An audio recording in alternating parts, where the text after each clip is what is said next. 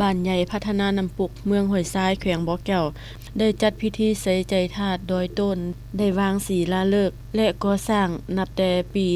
2024 เป็นต้นมา มีขนาดความกว้าง 7x7 เมตร มีลงสูงของธาตุ 11.5 เมตร งบประมาณก่อสร้างแม่นมาจากระดมทุนของภาพเจ้าศรัทธาหลายภาคส่วน เจ้าอธิการวัด พระสงฆ์สามเณร และประชาชนบ้านใหญ่พัฒนาน้ำปุกร่วมใจกันก่อสร้าง ในวันที่ 23 มีนา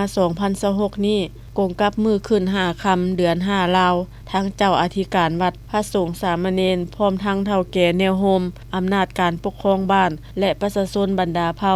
ได้จัดพิธีใส่ใจธาตุโดยต้น ภายในมีพระอาจารย์ใหญ่อาจยธรรมคำเงินคำวง ประธานที่ปรึกษาองค์การพุทธศาสนาสัมพันธ์ลาวแขวงบ่อแก้ว พระอาจารย์แป๊บโพธิศักดิ์ ประธานองค์การพุทธศาสนาสัมพันธ์ลาวเมืองห้วยทราย มีบรรดาคณะพระสงฆ์สามเณร ภายนอกมีฐานบุญพัฒน์ศรีสมบัติห้องเลขาพรรคเมืองปากทา ประธานคณะกรรมการปกครองเมืองปากทา มีบรรดาคณะนำของเมืองห้วยทราย เจ้าภาพเจ้าศรัทธาเฒ่าแก่แนวโฮม อำนาจการปกครองบ้าน พ่อแม่ประชาชนภายในบ้าน ออกตนศรัทธาผู้มีใจบุญทั้งหลาย จากนั้นได้ทำพิธีทางศาสนา สูตรปริตามงคลและสูตรไสยันโต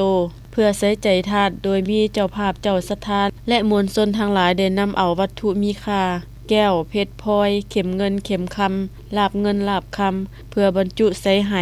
และเจ้าภาพเจ้าศรัทธาได้นำเอาไหที่บรรจุวัตถุมีค่าเหล่านั้นขึ้นใส่ใจธาตุด้วยความเป็นสิริมงคลพร้อมปัดน้ำมนต์และหวานฝนหาแก้ว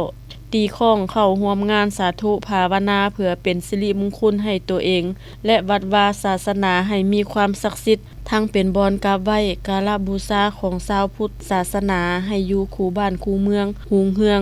ต่อไป